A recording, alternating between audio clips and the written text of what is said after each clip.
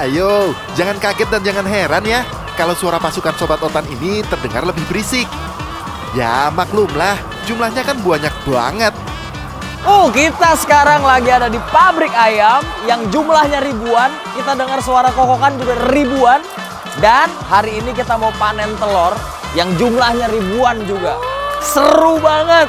Tapi, ini kok telurnya jalan sendiri nih?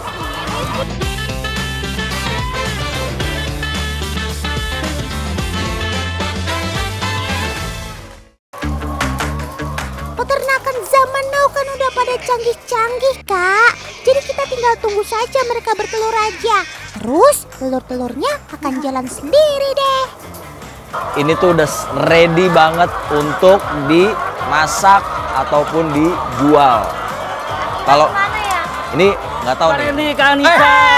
Wah, Sampai kayak gitunya ngeliat telur. Pak, enggak, kita lagi heran nih berdua. Ini telur kok jalan sendiri, dia mau kemana? Udah canggih otomatis. Itu telurnya nanti akan berkumpul di suatu tempat, Kak. Coba perhatikan, teman. Kenapa warna telurnya berbeda-beda ya? Padahal dari jenis ayam yang sama. Warna cangkang telur memang ada yang coklat, tapi ada juga yang putih. Itu semua bukan hasil rekayasa ya, tapi alami. Jadi, sebenarnya ada dua golongan ras ayam petelur. Ayam yang badannya ramping, berbulu putih dan jenggernya merah, itu adalah jenis ayam White Leghorn. Ayam inilah yang menghasilkan cangkang telur berwarna putih. Sedangkan ayam petelur coklat, badannya lebih berat daripada jenis White Leghorn. Ayam berbulu coklat ini sering disebut ayam dwiguna. Ini semua. Wah, ini dia nih. Ini dia telur-telurnya nih. Telurnya tuh. Tuh, Sobat Utan. Ini udah siap untuk dijual. Wah, di packing dulu. Oh, di packing dulu. Telurnya bagus-bagus ya.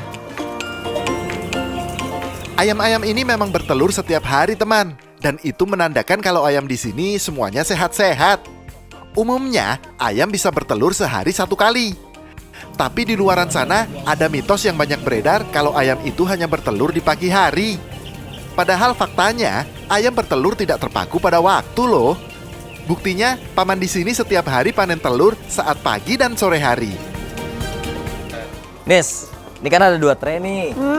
Berani nggak battle sama Kak Randy? Siapa yang paling cepet naruh telur ke tray? Siapa takut? Let's go. Let's go. 1, 2, 3. Ayo kakak-kakak, nanti yang menang Otan kasih hadiah deh.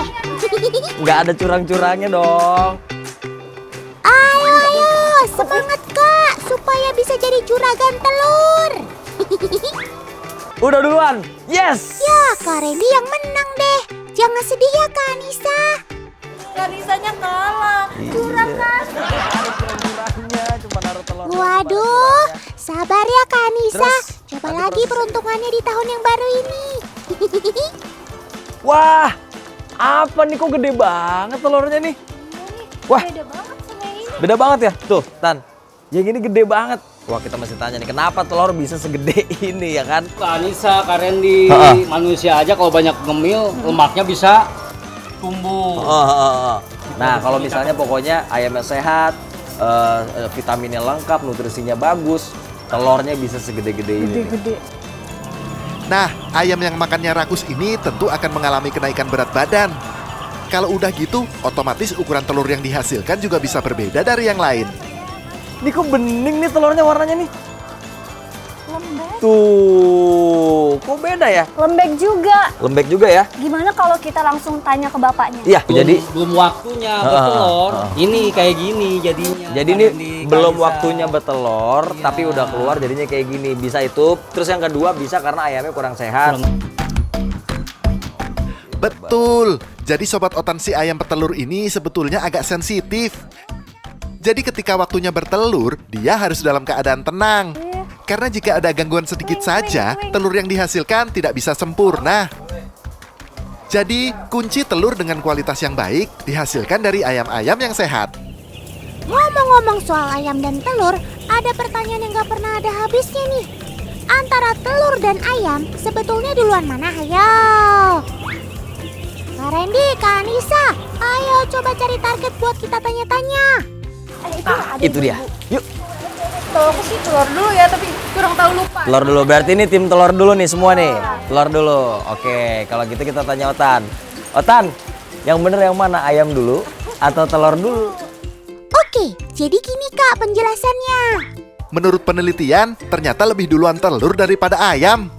Sama seperti burung, ayam memiliki telur yang dikenal telur amniotik, yaitu telur evolusi yang berasal dari nenek moyang mereka. Jadi sekarang kalau ditanya, sudah tahu jawabannya ya? Hehehe.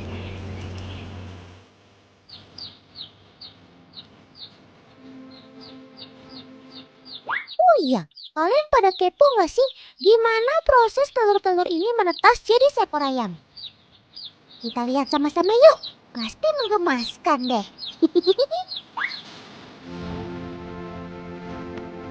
Selain dierami induknya, sekarang telur-telur ini sudah bisa menetas menggunakan mesin yang canggih. Pertama, telur-telur ini harus masuk ke dalam ruang fumigasi agar steril dari bakteri dan jamur. Setelah itu, telur-telur ini akan masuk ke mesin inkubasi, teman. Di dalam mesin ini, nantinya telur akan dimiringkan ke kanan dan ke kiri. Metode ini ibarat proses saat dierami oleh induk ayam. Karena secara alami, induk ayam memang suka membalik telur-telurnya. Sekarang waktunya kita gelap-gelapan untuk menyeleksi mana telur fertil dan infertil. Telur yang berhasil dibuahi akan masuk ke mesin penetasan.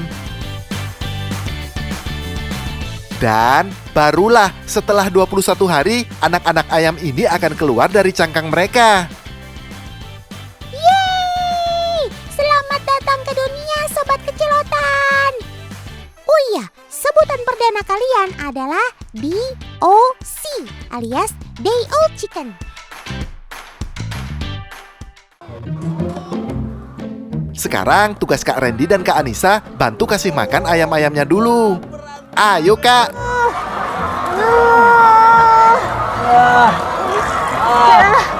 Capek. Berat. Berat juga kan alat pemberi pakan ayam ini?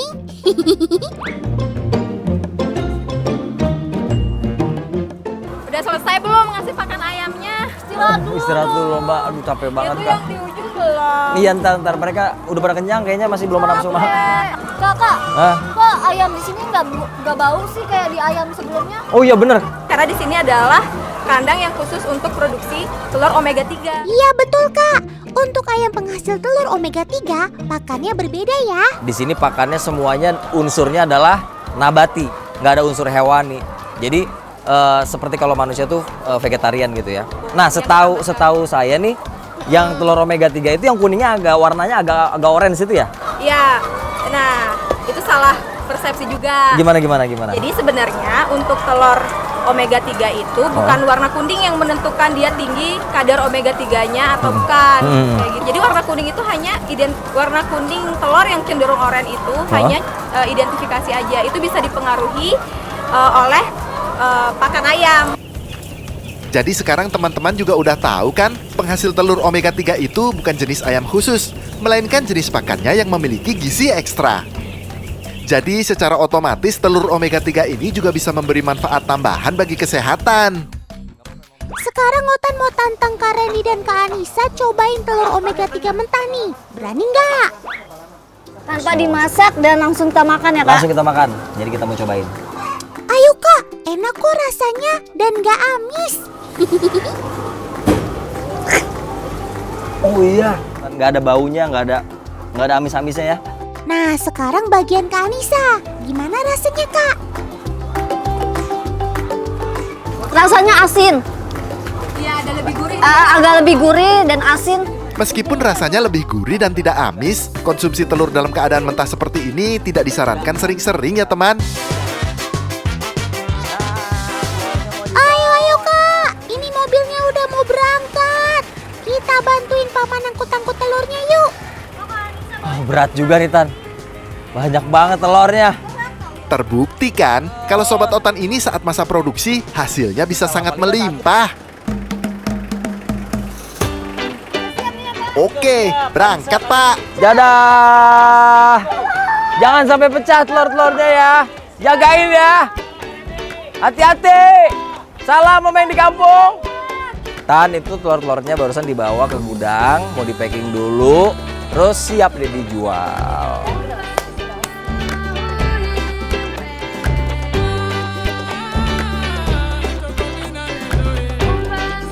Setelah asik panen telur ayam, sekarang Kak Anissa mau lanjut panen ikan mas sama Kak Akbar nih.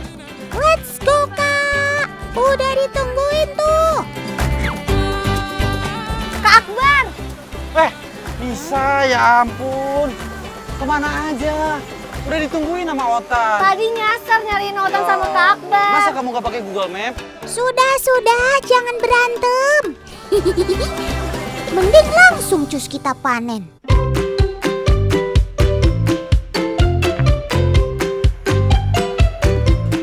Teman, kolam yang mau kita panen kali ini cukup berbeda karena menggunakan air deras yang langsung berasal dari sungai.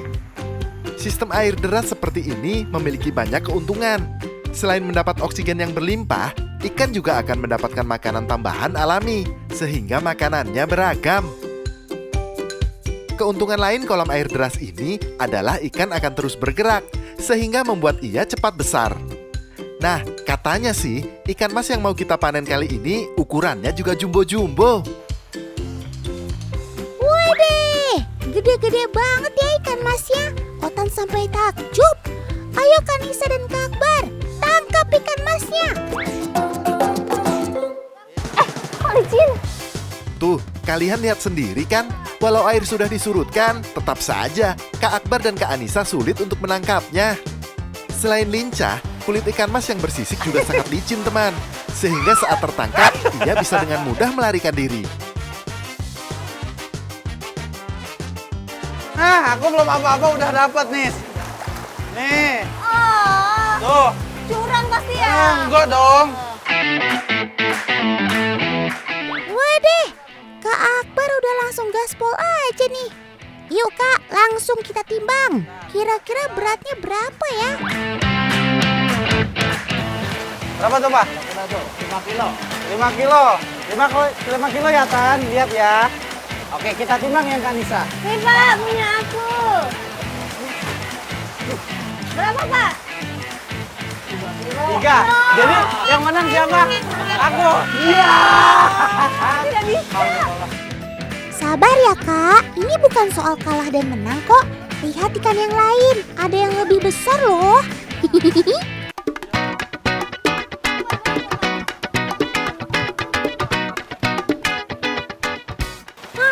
6 kilo. Kan kalah, abangnya menang, selamat Bang. Otan Ralat, pemenang challenge kali ini adalah paman pemilik kolam.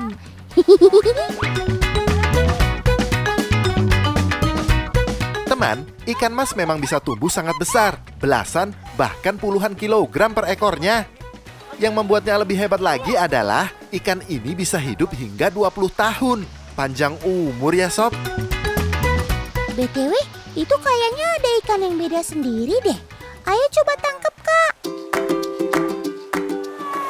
Ini nih yang paling gede nih, paling mahal. Berapa nih sampai 2 juta. Oh, bisa kaya nih kita. OMG, Otan gak salah denger nih. Si ikan mas kumpai ini harganya bisa sampai 2 juta per ekor. Wah, benar-benar ikan yang fantastis ya. Selain karena kecantikannya, ikan mas kumpai ini juga tergolong sulit ditemui teman. Makanya nggak heran kalau ia jadi primadona di antara ikan mas lainnya. Nah, karena keunikan inilah yang membuat harga si kumpai ini cukup fantastis. Yap, packing juga merupakan faktor penting saat kita mau panen hidup ikan mas ini. Ikan mas harus diberi ruang untuk bisa bergerak dan memperoleh oksigen. Nah, Otan, karena ini biasanya buat pemancingan, jadi cuma boleh ngambil ikannya 3-5 aja. Jackpotnya ini nih. Ikan mas untuk kebutuhan pemancingan memang memiliki ukuran yang berbeda dengan ikan konsumsi teman. Biasanya selain bobot, warna juga menjadi daya tarik tersendiri bagi para pemancing. Oleh karena itu, selain besar-besar, warna ikan mas di sini juga cantik-cantik. Wah, nggak kebayang deh kalau pas lomba mancing dapat ikan mas segede ini. Pasti langsung auto jadi juara tuh.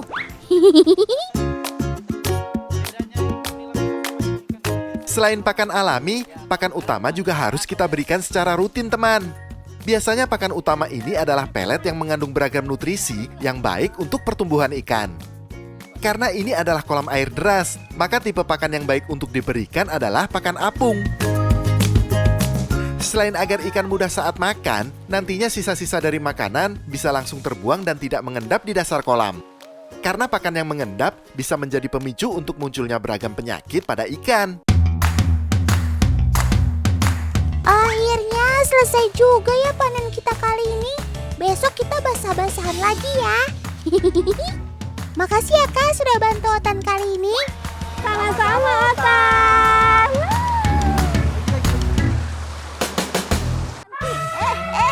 Ya, dia udah nggak sabar nih pengen aku kasih makan. Gemes. Nah, giginya tuh di dalam sini nih. Tuh.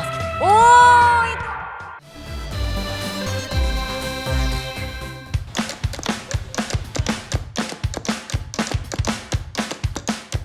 Ketemu sama sobat Otan mamalia darat terbesar yuk. Iya, siapa lagi kalau bukan gajah. Nah, sekarang saya lagi jalan-jalan sama Lucip. Ya, jadi gajah yang saya tunggangin ini bernama Lucip. Dia berusia 33 tahun. Wow. Oke, saya mau jalan-jalan dulu. Lucip merupakan satu dari 32 ekor gajah Sumatera yang ada di Mason Elephant Park, teman. Di lokasi seluas 4 hektar ini, pengunjung bisa berinteraksi dan berkenalan lebih dekat dengan binatang cerdas ini. Nah, gajah ini terkenal dengan kulitnya yang keras nih. Tuh, apalagi kulit di bagian punggung ini. Ini bisa kira-kira 2,5 cm nih kerasnya. Makanya, walaupun ditunggangin kayak gini, dia nggak akan ngerasa kesakitan. Nunggangin gajah jelas beda dengan menunggang kuda. Kalau gajah, tentu saja kita berasa tinggi dan jalannya si gajah pelan-pelan banget. Hehehe. Nah, saya sudah puas jalan-jalan sama Lucip. Nah, habis ini kayaknya pengen berinteraksi dengan gajah-gajah lain di sini. Tadi setelah aku jalan-jalan sama gajah, aku mau ngasih makan gajah. Hai! Dia udah manggil-manggil halo. Nanti dulu. Ini namanya siapa, Pak? Namanya Jegek. Wow, Jegek tuh kalau bahasa Bali artinya cantik. Ya, dia udah nggak sabar nih pengen aku kasih makan. Gemes. Ya, gajah ini memang makanannya buah-buahan. Buah-buahan saja nih kayak gini. Tuh, rebutan nih mereka nih. Tapi sekali makan satu hari tuh bisa 250 kilo. Iya, Pak ya? Wah, banyak banget. Oke, saya kasih ya. Pantes badanmu besar, Sob. Lawang makannya banyak banget sih. Bercanda, Sob. Sebagai binatang herbivora, gajah suka banget makan buah, daun-daunan, hingga kulit pohon. Ngambil makanannya pakai belalai. Nah, giginya tuh di dalam sini nih. Tuh. Itu dia. Waduh. Wow. Wah, rakus.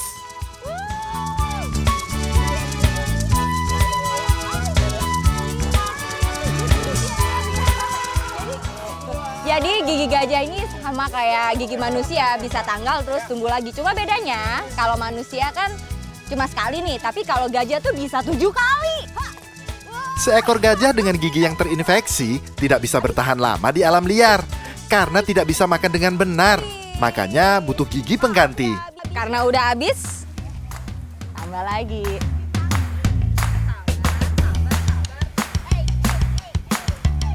Ini siapa nih namanya nih? Aku lagi dikerubungin nih. Arum. Ini yang gede banget. Oh iya dong. Yang ini yang gede Arum. Oke, Arum. Hai Arum. Ini yang kecil ini. Jegek kan? Si Jegek rakus ya. Terus ini siapa namanya nih? Ola. Hai Ola. Gajah biasa makan saat pagi dan malam hari loh teman. Tapi kalau dikasih di luar waktu itu tetap mau deh. Ini buktinya. Hehehe. Habis. Tos. Aduh, aku lagi dipeluk sama jegek nih. Gajah merupakan binatang yang ramah dan ekspresif loh, seperti si jegek ini. Namun, pastikan selalu didampingi pawang gajah alias mahot kalau berinteraksi dengan mereka, untuk memastikan keselamatan kita dan juga si gajah. Oh, aku dikasih bunga sama jegek. Wah, terima kasih. Nah, habis ini aku mau pose foto sama gajah. Mau foto sama jegek nih. Tuh, cantik banget.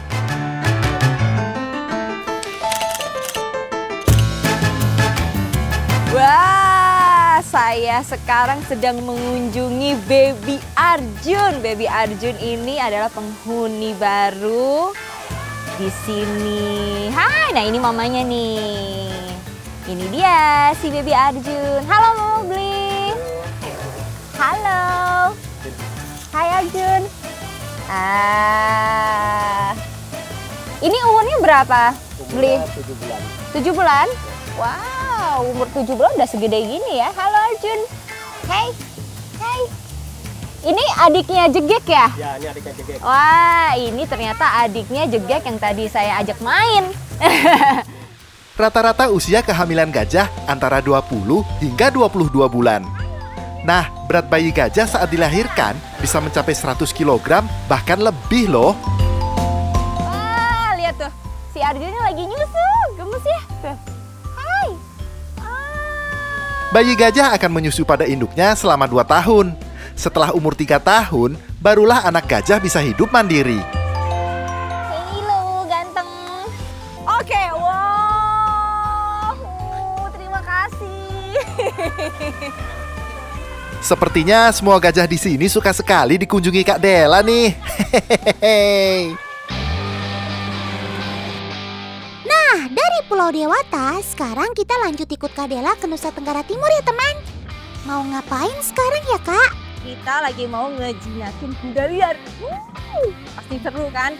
Nah, di sini ini ada 3 kuda kan? Nah, yang 2 ini udah jinak nih karena ada tali kekangnya. Nah, yang liar tuh yang kayak gitu tuh. Tuh, yang di depan. Tuh belum ada tali kekangnya dan kita lagi berusaha untuk ngejinakin dia. Teman, kegiatan menjinakkan kuda di Desa Tiwusora, Ende, Nusa Tenggara Timur udah ada sejak zaman nenek moyang loh. Dan terus terpelihara dengan baik hingga kini.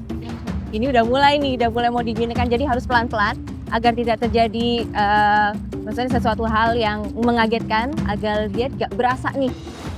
Bambu panjang dengan tali yang diikat di ujungnya sengaja diarahkan di atas kepala si kuda, teman.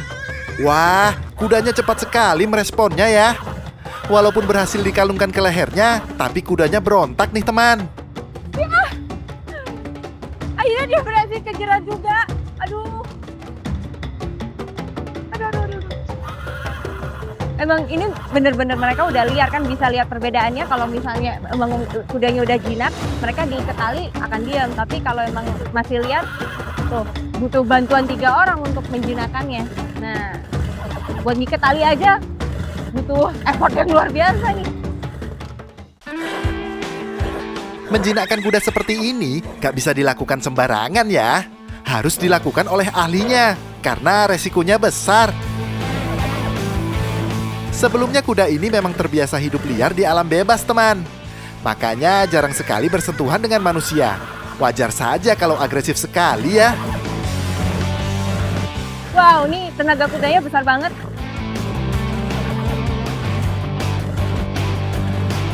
Kuda ini sebenarnya masih sangat muda loh, teman. Tapi tenaganya sudah sangat besar. Saking kuatnya tenaga Sobat Otan ini, sampai dijadikan patokan dalam tenaga mesin kendaraan loh, teman.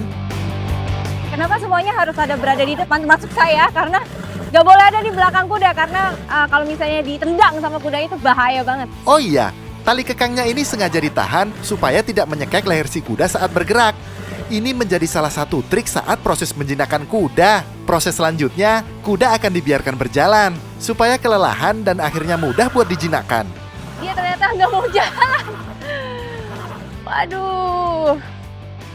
Nah, oke. Nah, proses selanjutnya untuk menjinakkan kuda adalah, jadi dia emang sengaja diajak jalan-jalan dulu supaya sifat liarnya dia tuh hilang. Tapi kayaknya dia nggak mau jalan.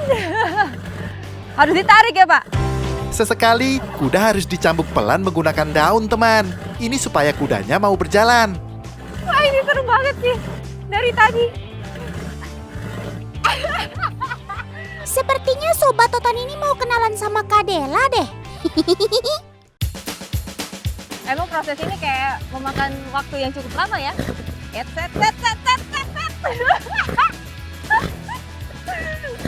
Kayaknya dia suka sama saya deh. Bukan, ngejar saya lagi. Kuda satu ini lumayan susah dijinakkan nih, teman. Untungnya masih ada trik lainnya yang dimiliki warga setempat. Tuh, paman sedang membuat kudanya kelelahan. Baru kali ini nih, saya ngelawan tenaga kuda. Sumpah berat banget. Mana tuh? Aduh, Romeo. Cepet jinak dong. Tapi seru sih. Ada banyak tujuan kenapa kuda perlu dijinakkan. Bukan cuma untuk dipelihara loh. Dalam tradisi pernikahan masyarakat Nusa Tenggara Timur, kuda seringkali menjadi belis atau bawaan yang diberikan calon mempelai pria ke keluarga calon mempelai wanita. Pengalaman pertama saya nih. Ngejinakin kuda liar. Dan padahal tadi tahu kan ganasnya dia. Sekarang udah jinak. Aduh, halo. Aduh. Cakep sekali ya. Wah, akhirnya jinak juga nih teman. Gitu dong Sob. Waduh, Sob, jangan main di pinggir pantai. Nanti kamu terseret ombak dan tenggelam loh. Wah. Mereka malah lanjut menyelam teman.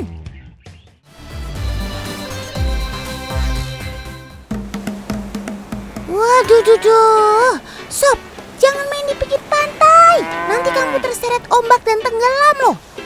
Kamu kan gak bisa berenang.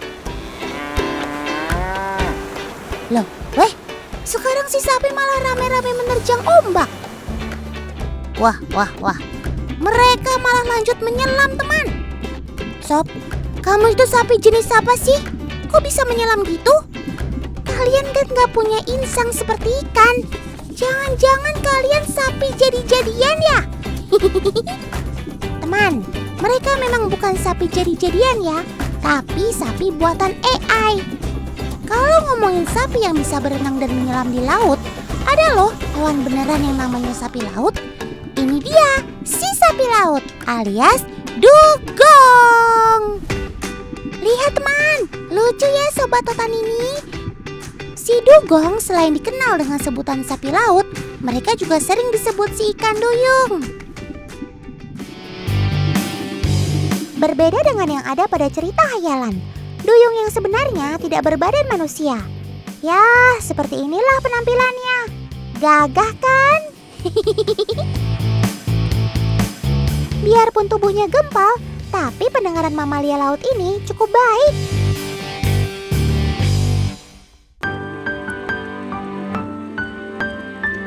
Teman, dari cerita yang Otan dengar, Sobat Totan ini hidup sebatang kara di sini. Keluarganya banyak yang ditangkap oleh para pemburu liar untuk diambil daging dan minyaknya. Para pemburu itu tidak pernah peduli tentang kelestarian si dugong. Padahal sudah ada larangan menangkap mereka. Keberadaan Sobat Totan ini sekarang sangat terancam. Padahal di alam, ia berperan menjaga kelangsungan dan keseimbangan ekosistem lamun. Otan berharap teman di rumah bisa ikut menjaga si dugong dengan baik. Tentu kita tak mau kalau nantinya si dugong hanya menjadi sebuah cerita saja.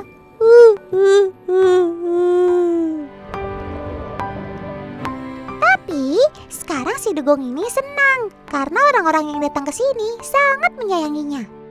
mereka tidak pernah menyakiti si dugong. Karena itu pula, mereka tetap memberi jarak dengannya.